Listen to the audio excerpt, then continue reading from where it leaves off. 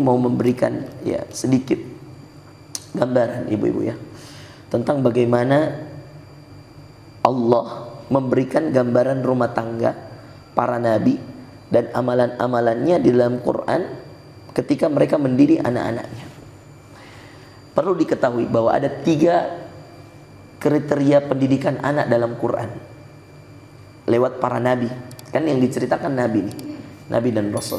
Kriteria pertama, nabi yang Masya Allah atas izin Allah diberikan kemudahan untuk mendidik keluarganya. Ada nabi yang atas izin Allah juga gagal mendidik keluarganya. Ada. Dan yang ketiga, ada nabi ya, yang mampu mendidik istrinya, tidak mampu mendidik anaknya, atau mampu mendidik anaknya, tidak mampu mendidik istrinya. Ada. Dan ada nabi yang tidak mampu mendidik keduanya. Kita mulai ya. Kita mulai dari yang gagal mendidik. Dia rasul pertama. Siapa rasul pertama? Nuh. Rasul pertama yang ada di muka bumi yang Allah utus itu Nabi Nuh alaihissalam. Kalau nabi pertama Adam, tapi rasul pertama Nabi Nuh. Ini perlu diketahui. Nabi Nuh itu gagal mendidik siapa? 2. Gagal mendidik istri, gagal mendidik anak. Tapi dia sabar sampai kemudian sudah membangun kapal, dikatai oleh anaknya sendiri, oleh istri sendiri bahwa dia adalah orang yang gila membangun kapal di tengah padang pasir. Nabi Nuh bersabar Bapak Ibu sekalian. Sampai kesabarannya itu terus berlanjut bahkan ketika azab itu sudah diperlihatkan Allah bahwa nanti akan ada banjir, akan ada badai, dan itu masih ditolak oleh istri dan anaknya. Sampai ketika sudah berada di atas kapal, ini diabadikan dalam surah Hud, ya, kisah Nabi Nuh ini. Ya. Sudah berada di atas kapal, dia mengatakan, qala ya bunai, ya anakku. Anaknya lagi berenang tuh, susah payah karena ombak kencang, badai kencang, hujan terus turun. Qala ya bunayya rukam ma'ana.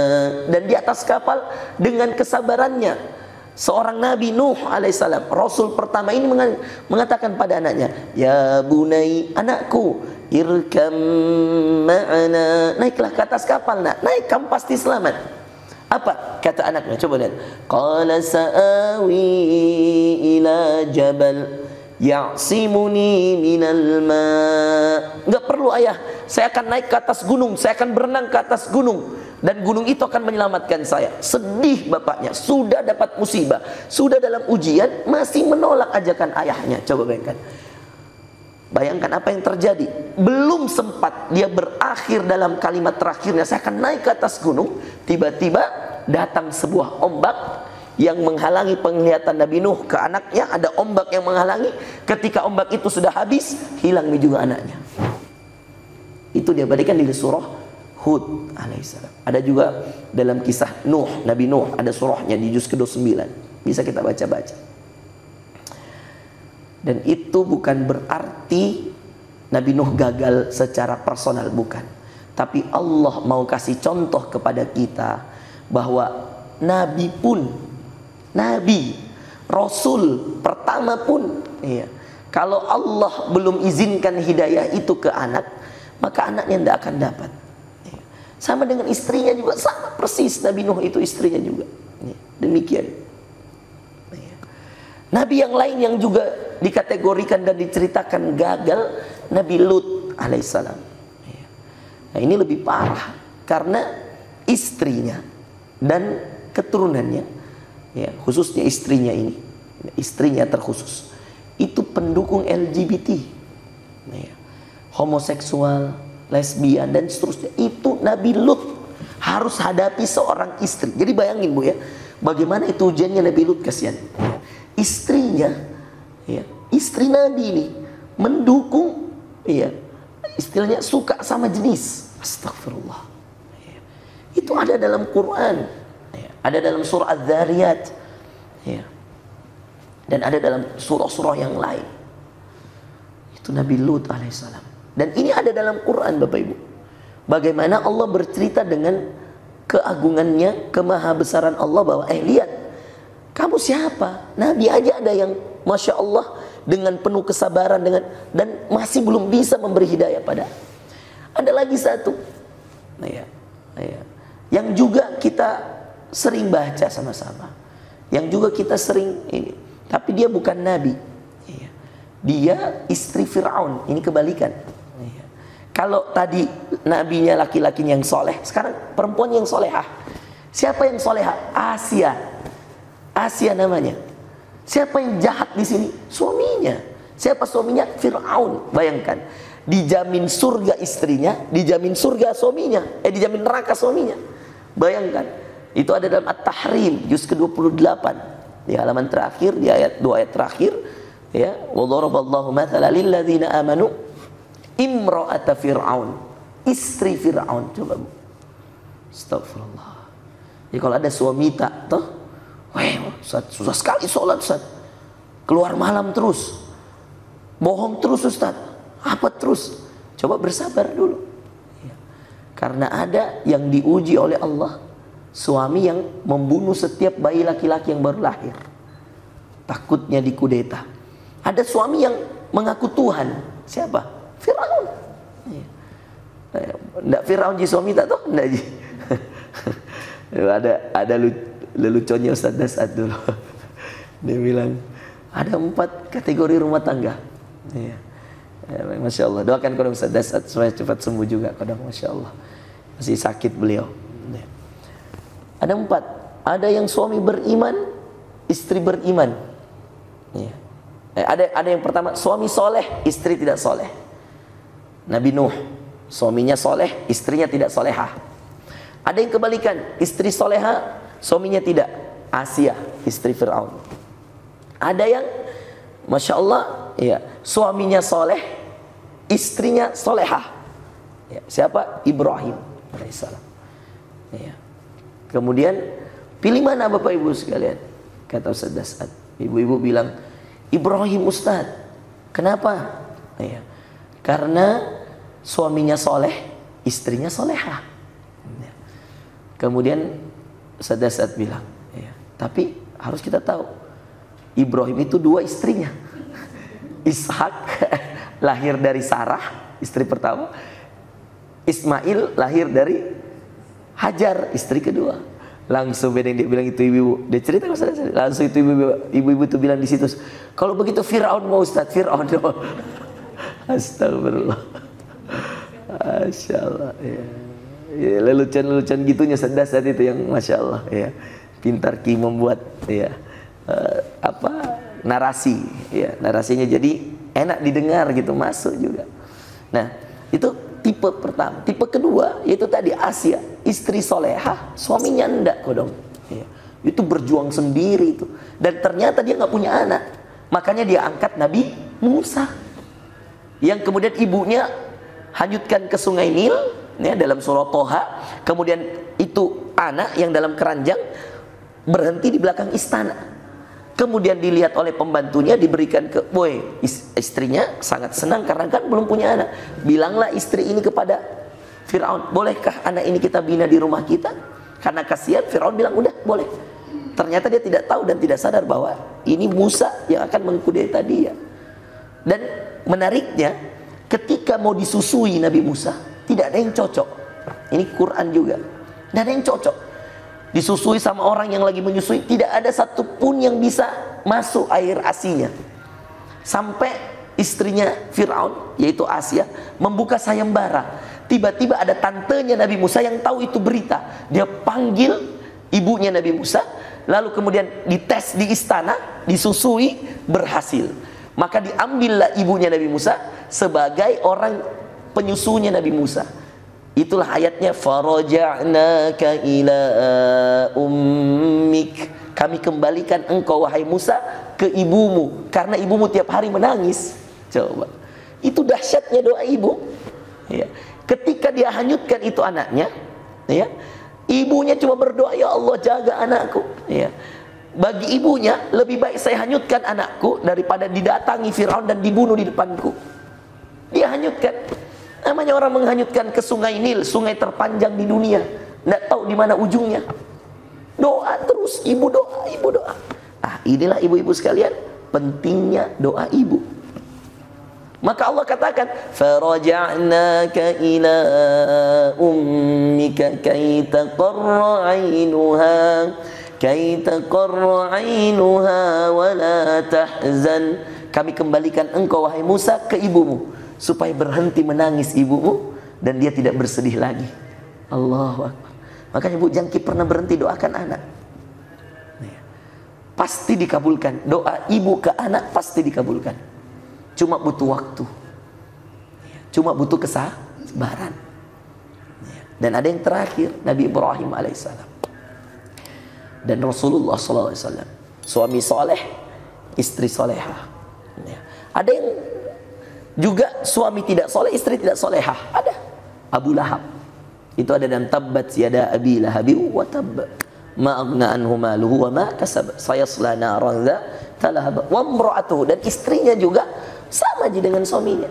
Jadi 4 kategori itu, 4 kategori rumah tangga dalam Al-Quran. Nah, Bapak Ibu yang dimuliakan Allah, maka kesempatan hari ini kita belajar bahwa sekelas Nabi ada yang Masya Allah diuji dalam dunia pendidikan anak. Apalagi cuma Ustadz Farrozi gitu. Saya bilang sama orang tua murid yang lain kodong yang anaknya tidak ikut membakar, saya bilang, Bu, mau bagaimanapun ya pinternya ustadz-ustadz, bagaimana luar negeri semua alumni, kalau Allah sudah takdirkan di sekolah, takdir terjadi gitu. Dan itu kita harus sadar bahwa kita ini bukan nabi, kita ini bukan malaikat, kita ini mungkin manusia yang masih banyak kekurangan. Saya bilang subhanallah, Allah pilih sekolah saya. Banyaknya itu sekolah pesantren di seluruh Indonesia. Kenapa sekolah saya? Berarti saya dipilih Allah. Dan saya selalu katakan sama orang tua murid, dan saya selalu katakan sama guru-guru, tidak mungkin kita yang dipilih Allah, kecuali Allah tahu pundak tak yang kuat untuk menerima ujian ini. Tidak mungkin ditaruh di orang lain, yang orang lain, sekolah lain tidak kuat gurunya untuk menerima ujian. Karena Allah lihat kita kuat, maka kita yang diuji. Saya gituin. Karena Allah tidak mungkin membebani seorang hamba kecuali sesuai dengan kemampuan. La yukallifullahu nafsan illa wus'aha. Itu Al-Baqarah ayat terakhir. Nah, Bapak Ibu yang dimuliakan Allah, saya rumuskan terakhir. Ada 3 amalan yang paling berpengaruh buat anak. Ini penting sekali untuk kita amalkan insyaallah. Amalan yang pertama yang paling berpengaruh buat anak kita di rumah, dimanapun dia berada. Amalan yang pertama ini itu adalah qiyamul lail, salat tahajud.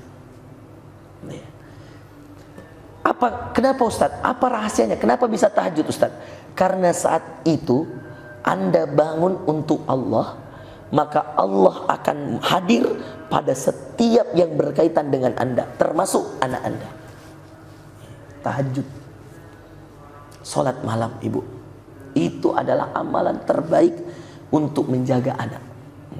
Dan tentu salat tahajud itu kita niatkan untuk semuanya, kebaikan kita, kebaikan suami, kebaikan anak-anak, itu diniatkan di situ semua. Jadi Ibu, coba pasang alarm, mulai bangun tahajud.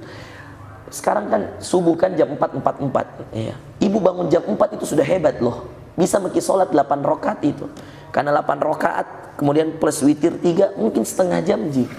Kalau kita bangun jam 4, 15 menit ke toilet, wudu dan seterusnya, kalau mau mandi juga masih cukup. Terus 4.15 sampai 4.40 Anda sholat 25 menit, cukup sekali. Sangat cukup, 8 rakaat. Nggak usah juga terlalu cepat. Takutnya saya kalau terlalu cepat bangun, tidur lagi lewat subuh. Itu juga biasa. Bangun jam 2, sholat sampai jam 3, ngantuk baring-baring dulu deh. Bangun-bangun jam 7. Ada juga begitu. Jangan. Paling enak itu bangun agak-agak akhir, nggak apa-apa. Karena namanya sepertiga malam terakhir. Gitu. Tahajud. Dan itu amalan siapa? Ayo. Amalan Nabi. Makanya ada 2 surah khusus untuk kasih bangun Nabi di Quran. Al-Muzammil, Al-Mudaththir. Ya ayyuhal muzammil, wahai Muhammad yang sedang tidur berselimut. Apa arti Al-Muzammil? Muhammad yang sedang berselimut. Apa arti Al-Mudaththir? Sama, yang orang yang sedang berselimut. Dua-duanya dikasih bangun Allah. Padahal mohon maaf, namanya seorang, mohon maaf nih, kalau saya nih lihat anak saya tidur pakai selimut, mau saya kasih bangun, Kodong kayak kasihan kak, ya. Enaknya tidurnya pakai selimut, tapi Allah kasih bangun. Ya ayyuhal muzammil qumil laila illa qalila, ya ayyuhal mudaththir qum fa'anzir. Dikasih bangun.